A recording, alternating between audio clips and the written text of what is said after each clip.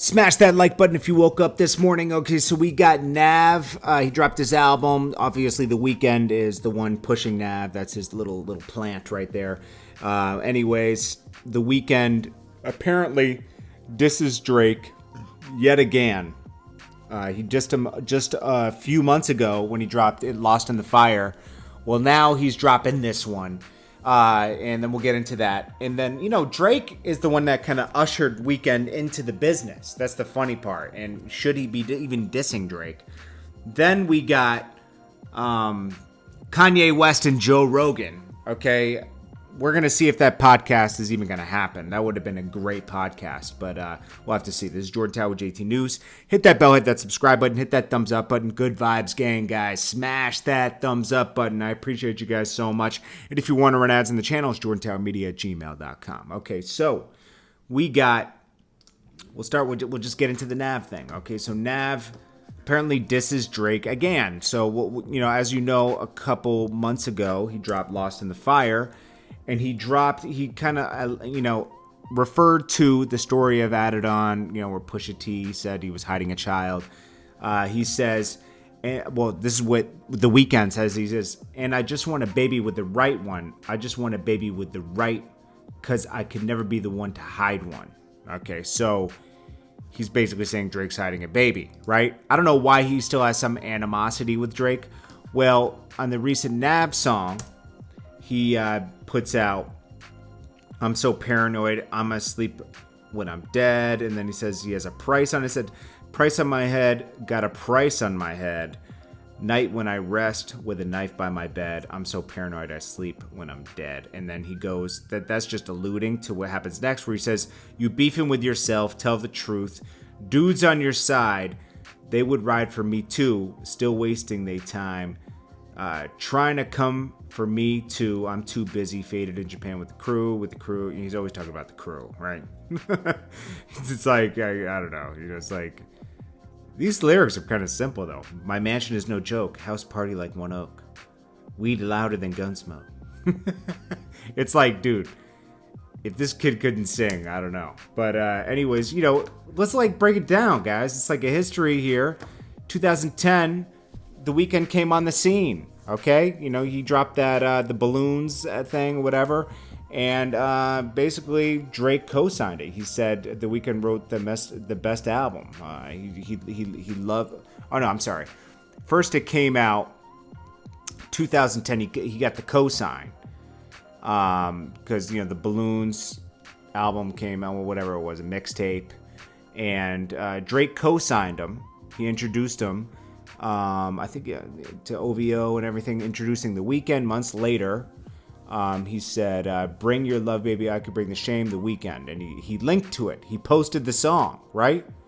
Then, in 2011, Drake and The Weeknd collabed on Take Care a lot, okay? And this is where The Weeknd was talking about, I gave him half my album, and this, you collaborated together, right? This was what put you in the game. So I usually don't branch out on writing-wise, working with other people. I usually like to write it all myself, but we get it. We try and tap into emotions. We're from the same city. So they worked together. He admitted they worked together and wrote things together. Then he tried to sign him to OVO in 2012, but he okey-doked him, okay? And then he signed with another label, and this is where kind of a beef started, okay? He said, to Sway, he said, what counts to me is the fact that affiliation is known. That's all I really care about. Then he signed a deal with Republic Records in 2012. He teamed up with Belly's old label, and they made a label called XO together. And Drake said, you won't get away with just a thank you. You owe me a favor. Because basically he handed him a career. Okay, that Drake cosign meant a lot then, and it means a lot today. So it's like... Then it's like, is Weeknd just disloyal, man? Then they kind of patched things up. I guess they were trying to patch things up, and they did. In 2013 they did a song, but maybe this is what the favor was. Then in 2015, The Weeknd talks about his contributions on Take Care. He says, I gave up almost half my album. It was hard. I'll always be thankful, but if it wasn't for the light he shined on me, who knows where I'd be? So he admitted there.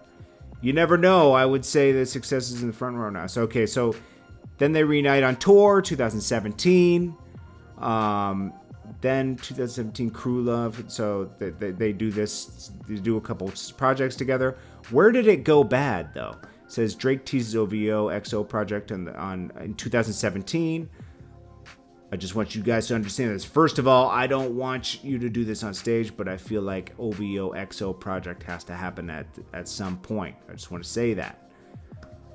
Then Drake and the Weeknd's... here it is. 2017. Drake and the Weeknd's ex-girlfriend Bella Hadid sparked dating rumors. This is where things went south. Drake sets the Weeknd straight on the Weeknd's Take Care contributions. He basically just tells him there's 20 songs in the album, don't try me. Because the Weeknd's only on a few of the songs. So he's like, you didn't carry the whole album. You know, like, come on, stop it, bro. You know, like, so. Then after that, the Bella Hadid thing happens, okay? They do a couple shows together. The Bella Hadid thing happens, where Drake is rumored to be dating Bella Hadid, his ex. Then we get the diss from a couple months ago. Then we get the most recent diss on Nav's album. So who knows what's going on with these guys? It's basically they're beefing over a girl as usual, right? So, anyways, it is going to be what it's going to be. Then Joe Rogan and Kanye West. Well, Kanye West had teased that he was going to go on Joe Rogan's podcast. Been a couple months, nothing happened. I don't think Kanye's going to do it because he's not ready to drop Yandhi, and he needs something like a Joe Rogan podcast or something to fuel people going to go buy this album, right? So, and then Joe Rogan recently at South by Southwest said, I don't know if it's a good idea for Kanye to go on there. You know, it could do damage. He's talking about dropping a dictionary with only positive words in it and all this, and I'm going to challenge him on everything, just like the Elon Musk thing wasn't a good look for Elon Musk. So, I think he's just looking out for his best interest at this point. But we'll have to see. If it happened, it would be very interesting, but I think it would be a lot of Kanye West trying to shape the interview and everything. Well, we'll see what happens with Drake in the Weeknd. Drake will probably respond in some type of way in the next song, as he does. Him and Pusha T did that for years, so we'll have to see. But anyways, guys, I appreciate you guys so much. This is Jordan Tower with JT News. Good vibes, gang. Smash that thumbs up button. I will check you guys